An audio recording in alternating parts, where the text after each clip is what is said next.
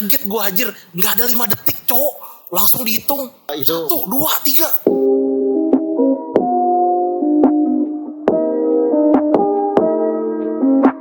3. Hey yo semuanya, welcome to our YouTube channel bersama saya Gaston and Fatur Kun. Fatur Kun. Ya, kita berdua habis nonton pengepungan di Bukit mana tur? Di Bukit Duri. Ini film dari siapa tur? Bang Joko Anwar. Dari Bang Joko The Best Anwar. Asli ya bang ya. Jadi tuh kita habis nonton berdua tuh kayak astagfirullah, ini film apa? Tolong. Asli. Pas nonton tuh, saya di mana? Saya siapa? Saya ngapain di sini? Saya ngapain di sini asli. Sumpah.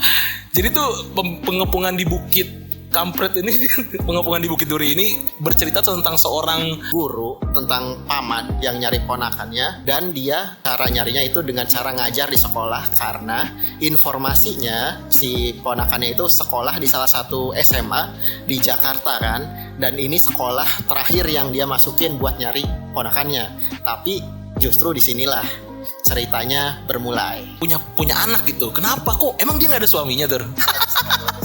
Langsung aja kali ya, emang spoiler alert, emang konten kita spoiler alert. Jadi tuh di openingnya aja itu emang astagfirullahaladzim, itu emang menggambarkan gimana kita rasisnya, kacaunya, saranya, nggak ada empatinya, bener-bener gimana manusia tuh berubah jadi binatang. Asli, gue shock banget asli pas openingnya tuh. Lu gimana? Openingnya apa ya? Pas awal pembukaan tuh kita dikasih lagu kan, pagiku cerah, Pagiku cerah. tiba-tiba semua jadi suram. Astagfirullah.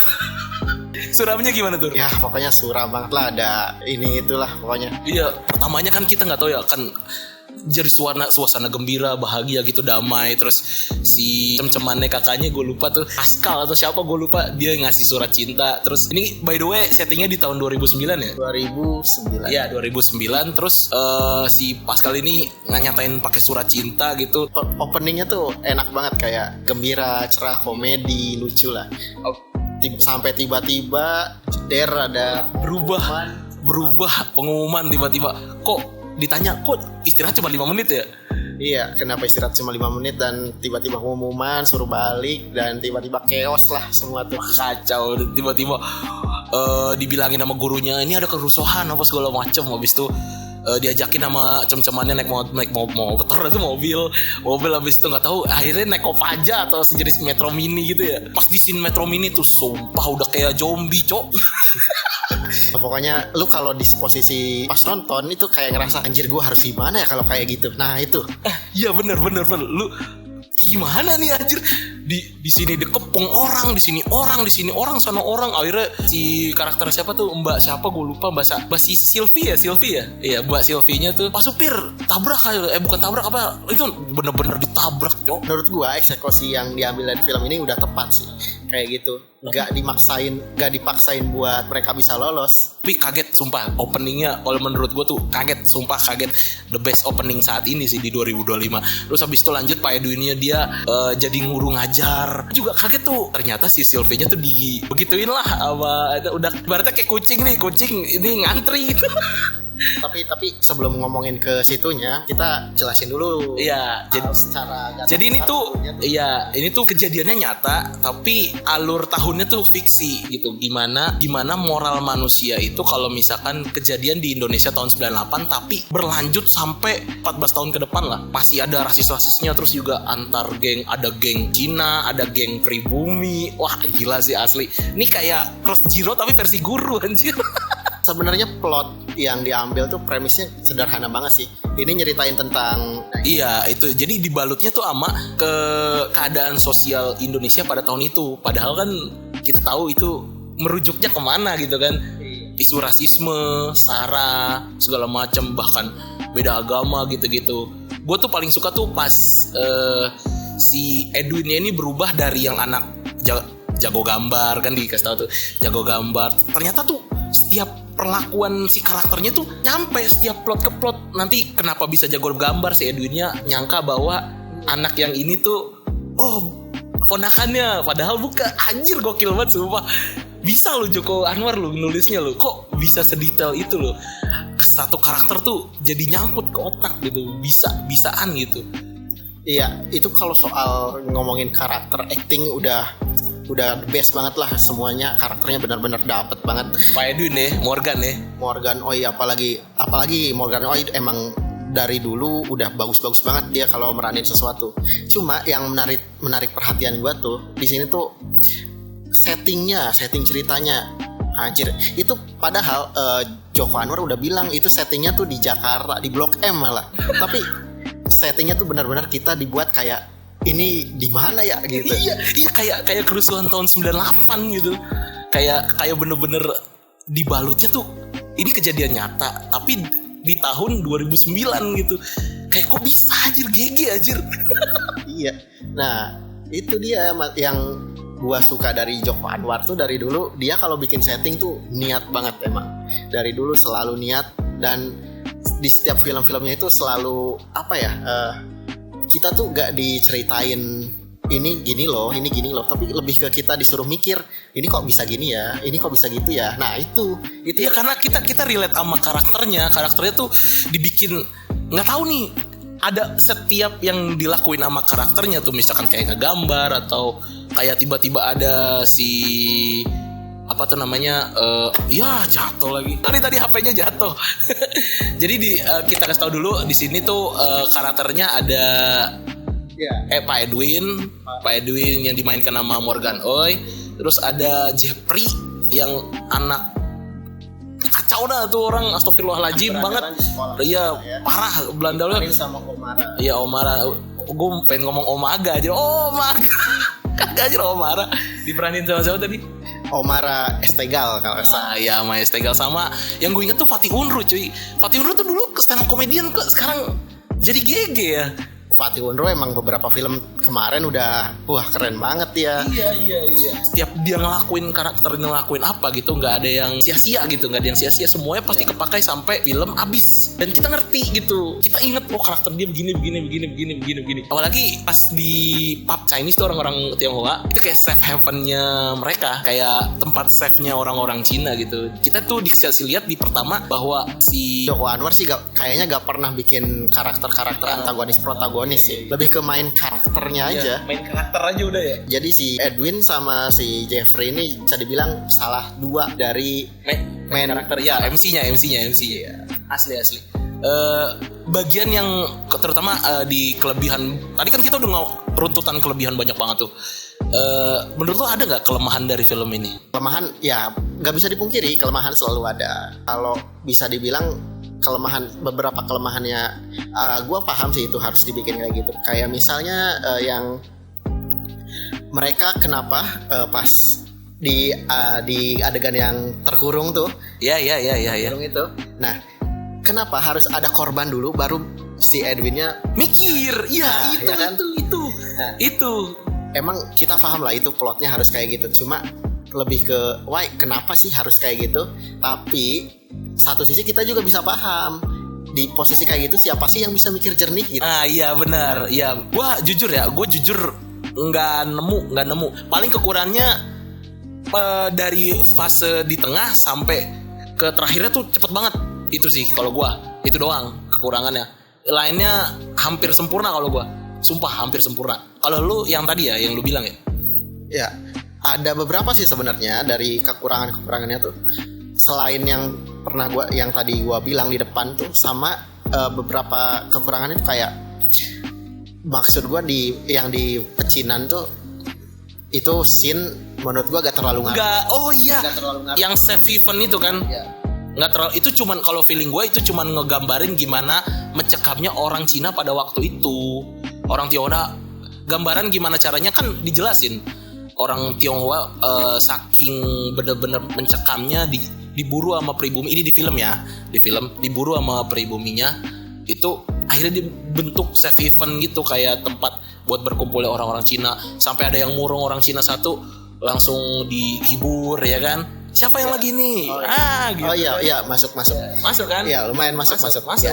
Ngerti gue sekarang. Dengan cara nggak usah pakai narator bla bla bla buat ngegambarin karakternya. Emang jago banget Joko Anwar, tapi karakternya tuh udah disumpel di dalam bentuk dialog sama ini. bapak lu mah nggak bakalan nyariin lu. 2 hari juga bapak lu gak bakalan nyariin lu. Tapi tenang, bapak gue tahu kalau bapak gue sekolah. Tapi kan tadi kan ada kerusuhan, ya kan? Iya. Jadi detailnya tuh dibikin supaya mendukung buat ke adegan selanjutnya. Iya itu pinternya Joko Anwar dari dulu gitu. Itu juga yang ngejadiin pas kelas gambar kan. Kelas gambar semua gambar ya kan.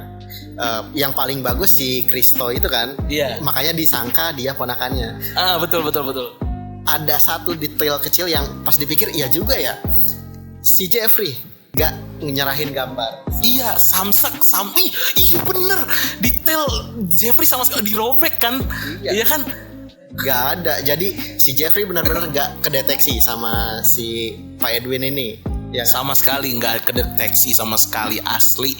Itu the best pemikiran. Terus juga karakter pendukung dari cewek yang guru tuh, setiap dia ngomong gimana cara menggambarkan mencekamnya sekolah itu bukan sekolah, jadi kayak emang penjara yang di set deh. Iya gak sih? Penjara ya? Pokoknya lu kalau nonton Crow Zero, Suzuran, nah itu Suzuran versi Indonesia itu. Iya. Jadi setiap ngomong tuh pasti mana Pak hari ini? Yang nggak ada yang mati sih gitu. Iya kan, selalu kan? Iya, selalu kayak gitu. Dan itu yang nunjukin bahwa kita gak perlu dikasih lihat kebrutalan mahasiswanya, siswa-siswanya kayak gimana ya. Cukup dari yang mereka omongin aja kita udah paham nih bahwa di situ tuh segenting itulah suasana. Gua kaget pas di pengepungannya itu, yang pas udah rusuh, terus sapamnya bodo amat lah, gaji gue nggak seberapa, yang penting gue cabut. Gue mau nemuin istri gue, anak gue segala macem. Habis itu kan Jeffrey masuk sama kawan-kawannya, geng-gengannya. Terus si Pati Unrunya lari, langsung ngasih tahu, Pak, kawanannya Jeffrey mau nangkap bapak gitu. Akhirnya masuk ke ini, sampai ke bapaknya datang itu yang nyariin si Rangga. Itu gue kaget. Gue kira bapaknya tuh bye-bye gitu ke situ. Nggak taunya emang jiwa brutalnya si Jeffrey udah ketanam, kejawab di ending terakhirnya itu, ya kan? Gue kaget pasin, gue kira kan mau digertak, kayak digertak doang, mau dibakar di bawah, tiba-tiba ada bensin. Terus yang sempat ngecekam kan tuh, tiba-tiba ditanyain polisi, kamu ngapain dek? Ini Pak mau nyedot bensin, ini mobil saya. Bukan, ini mobil teman saya, gitu-gitu. Akhirnya polisinya ternyata di sana ada kerusuhan lagi, minta bantuannya backup, nggak jadi. Habis itu taruh lagi bensin, ngambil bensin lagi, ternyata buat bakar. Kaget gue anjir, nggak ada 5 detik cowok, langsung dihitung 1, 2, 3. Gue kaget anjir, semua dibakar bapaknya. Di sini tuh apa ya, Jeffrey itu benar-benar pure villain ya. Pure evil ya, pure evil sih di sini. Gak ada hati nuraninya. Meskipun di awal-awal kita sempat dibikin berharap tuh pas pertama Morgan masuk ngegertak, yang bilang, oh yang kamu lakuin ini cuma nunjukin bahwa yang orang tua kamu pikirin tentang kamu itu bener. Dia kan sempet kayak tertegun tuh. Gua kira awalnya bakalan dia tuh ada sisi baiknya, ada switch. Ada switch dikit gitu kebaikan. Ternyata makin brutal, makin binatang. Asli. Tapi di sini emang gue salut sih perubahannya karakter si Pak Edwin, dari yang tadi pagi ku cerah awal-awal, pas udah 14 tahun atau berapa tahun kemudian di 2027 tuh settingnya tuh langsung jadi super regular man biasa aja, tapi super realistis gitu. Dia mau semuanya equal, rata, tapi realistis. Lu ingat gak yang pas dia nyelamatin yang dikira ponakannya, yang digebukin, pribumi digebukin sama orang Cina gitu. Terus kebalikannya yang si di sini di film ini si Jeffrey nyebut para Tionghoa tuh babi ya. Iya. Itu sebutan buat semua orang sih. Semua orang. The real rasis itu kacau dah. Detail kecil yang menurut lu paling keren lah di film. Apa? Dari gua dulu ya. Dari gua dulu nih. Gua pertama kali si Edwin masuk ke sekolah tuh, kamera tuh gerak pelan ngisut ke gerbang kan. Di sana ada poster orang hilang, Eddie. Itu yang jadi hook buat di ending. yang di video. Serius, gua nggak nyadar sumpah. Gitu. Gua nggak nyadar. Jadi kita tuh gak dikasih tahu ini Edi itu siapa, dia itu orang mana, ngapain gitu. Tapi di poster itu ada poster orang. Iya. Dan di ending jadi hooknya set, dan ternyata yang ngelakuin itu semua siapa lagi kalau bukan dia. Iya asli, yang pas adegan kejar-kejarannya ini bener-bener yang tadinya ini gue yang ambience gue yang ngerasain ya. Yang tadinya ini film thriller kan ya, thriller jadi horor cok, asli satu-satu mati terus scoringnya, suaranya anjir, subhanallah, astagfirullahaladzim, GG banget scoringnya asli. Saking bengisnya si Jeffrey bin Dajjal ini, asli temennya yang udah takut gitu ya, temennya takut cuman Jeff gue mau pulang, si Sim dia cuma pengen kencing diajakin di skornya deh menurut lo berapa? Menurut gue ya jujur dari sinematografi, karakter, acting dan semuanya, dan plot ceritanya, alurnya segala macam. Ini fresh banget ya. Gua sih di 8 ya cukup. Menurut gua ya di 8 udah keren banget sih. Meskipun dari beberapa film Joko Anwar yang sebelumnya emang yang di sini tuh pesannya kurang tereksplisitkan, kurang tergambar jelas lah. Enggak, kalau kita ngelihat Siksa Kubur kemarin pesannya jelas, orang-orang nafsirinnya bebas tapi pesannya jelas. Di sini pesannya tuh kita disuruh nyari sendiri, dan kita ya kalau nangkep bagus, mikir. Kalau nggak nangkep bisa miss kan sama pesannya. Ya karena ini kan D17 pak, dewasa 17 jadi harus mikir. Kayak gitu. Kalau itu loh. Kalau gue 8 aja lah cukup. Kalau gue dari scoringnya, dari karakternya, dari cara ngerajut satu scene ke satu scene, terus detail-detail apa segala macem, dari yang pasti Kristo ngomong, oh iya pak, bapak jangan ngeremehin si Jeffrey, dia tuh pernah orang gitu-gitu, dikasih lihat tapi nggak, ternyata oh iya sinyal di sekolahnya tuh sinyal sekolahnya tuh di blok, jadi nggak bisa ada sinyal. Scene video itu benar-benar jadi. Iya itu ternyata pak twistnya. Scene video yang si Kristo itu jadi plot twist astagfirullahaladzim di dunia. Nggak sih, di dunia lebay gue, maksudnya masih ada plot twist yang lain yang lebih bagus di film, tapi itu di 2005 film Indonesia fresh banget asli, parah. Tiba-tiba ternyata di plot twist itu semuanya kejawab. Siapa ponakan aslinya, siapa yang lu bilang tadi di poster Edi itu siapa, terus kenapa si Jeffrey jadi begitu, kejawab semua di sini. Kejawab semua, terus dikasihin kalau Jeffrey penuh luka ya kan. Ya kalau untuk ngedukung karakter Jeffrey-nya sendiri udah dari luka-luka yang dia punya, dari karakternya sendiri kan udah. Kalau gua 9. Asli gue suka banget, sumpah. Gue pengen buat rewatch lagi. Ini worth it gak buat di rewatch kalau menurut gue? Kalau buat nyari detail-detailnya masih layak banget sih buat di rewatch. Asli. Harus selalu ingat kan, Joko Anwar kalau bikin film selalu bikin kita pengen nonton 2 kali 3 kali. Bener. Detailnya itu loh. Karakter yang paling lu suka siapa? Karakter paling gue suka ya, ini mungkin agak beda sama yang lain. Gue suka Jeffrey-nya. Kalau gue sukanya sama lagi. Mantap ya. Ya pokoknya the best lah, layak ditonton. Lu parah. Nonton di bioskop beda sama di Netflix. Iya, jauh banget beda. Scoringnya lu gak bakalan bisa dapetin kalau nonton di HP atau di laptop. Gelap tapi jernih coy, asli. Oke, itu aja review dari kita. Saking excitednya sampai setengah jam coy.